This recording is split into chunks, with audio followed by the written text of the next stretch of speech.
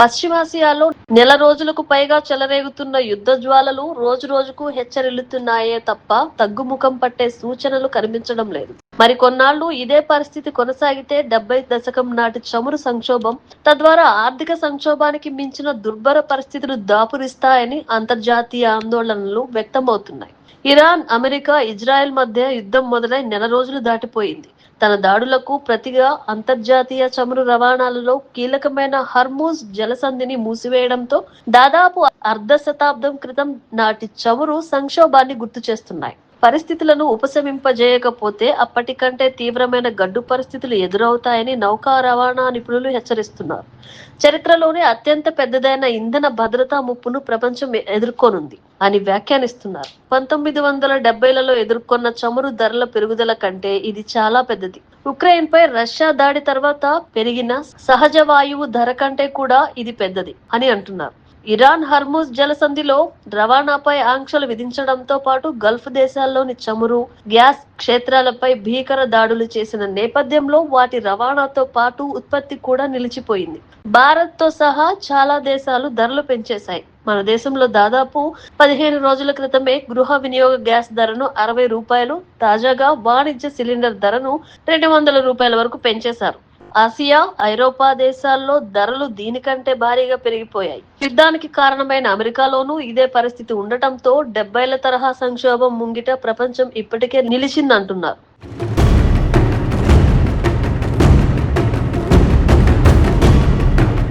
ఇంతకు ఆనాడు ఏం జరిగిందంటే 1973 అక్టోబర్ 6 నుంచి ఆ నెల 25 వరకు ఇజ్రాయెల్తో ఈజిప్టు, సిరియా తదితర అరబ్ దేశాలకు జరిగిన యోమ్ కిప్పూర్ యుద్ధ సమయంలో ఇజ్రాయెల్కు అండగా నిలిచినందుకు అమెరికా కూటమి భాగస్వాములైన దేశాలపై అరబ్ చమురు ఉత్పత్తిదారులు అప్పట్లో నిషేధం విధించారు.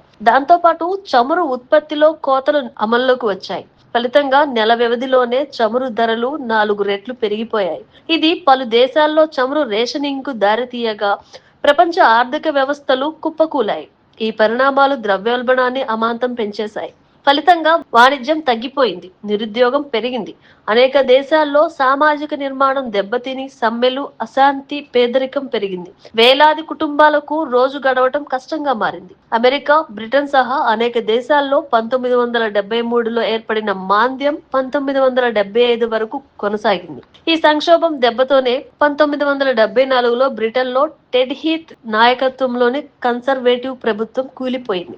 ఇప్పుడు కూడా అంతకంటే తీవ్రమైన గడ్డు పరిస్థితులు తలెత్తవచ్చని అంతర్జాతీయ వ్యవహారాల నిపుణులు హెచ్చరిస్తున్నారు. హర్మూజ్ జలసంధిని మూసివేయడంతో గల్ఫ్ దేశాల నుంచి చమురు, సహజ వాయువు రవాణాకు అంతరాయం ఏర్పడింది. దీన్ని పునరుద్ధరించేందుకు యుద్ధ నౌకలను పంపి సహకరించాలని అమెరికా అధ్యక్షుడు ట్రంప్ అనేక విధాలుగా ప్రయత్నిస్తున్నా ఫలితం కనిపించడం లేదు. గల్ఫ్ దేశాల నుంచి నెల రోజులకు ముందు బయలుదేరిన చమురులో ఎక్కువ భాగం ఇప్పటికే ప్రపంచవ్యాప్తంగా ఉన్న రిఫైనరీలకు చేరుతోంది. దానికి మించి కొత్త సరుకు వచ్చే పరిస్థితి లేదు. అద్భుతం జరిగి 2-3 రోజుల్లోనే హర్మూజ్ జలసంధిని తిరిగి తెరిచినా కూడా చమురు కొరత ఇప్పట్లో తీరే పరిస్థితి లేదు. యుద్ధం ముగిసిన ఏడాది వరకు ప్రపంచం పెట్రోల్, డీజిల్, గ్యాస్ కోసం భారీగా చెల్లించాల్సి రావచ్చని అంచనా వేస్తున్నారు.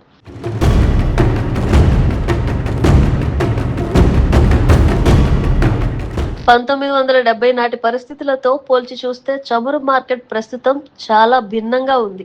అప్పటితో పోలిస్తే చమురు వినియోగం కూడా గణనీయంగా తగ్గిందని అరబ్ ఎనర్జీ క్లబ్ ప్రధాన కార్యదర్శి చెప్పారు. ప్రస్తుతం ముడి చమురు ధర చాలా ఎక్కువగా ఉందని, కానీ ఇప్పటి సంక్షోభం అంత తీవ్రమైనది కాదంటున్నారు. ఇప్పుడు మనం చూస్తున్న అంతరాయాలు పెద్దవే కావచ్చు. బహుశా ఇటీవలి చరిత్రలో ఇది అత్యంత భారీదని అనుకోవచ్చు. అయినప్పటికీ 1970లతో పోలిస్తే ఇప్పటి మార్కెట్ కు కఠిన పరిస్థితులను తట్టుకుని నిలబడే శక్తి ఉందని ఆమె చెప్పారు. ఇది మరింత వైవిధ్య భరితమైనది. అత్యవసర పరిస్థితులను ఎదుర్కొనేందుకు అవసరమైనన్ని నిల్వలు ఉన్నాయి. అప్పటికి ఇప్పటికీ మరో మౌలిక వ్యత్యాసం కూడా ఉందంటున్నారు.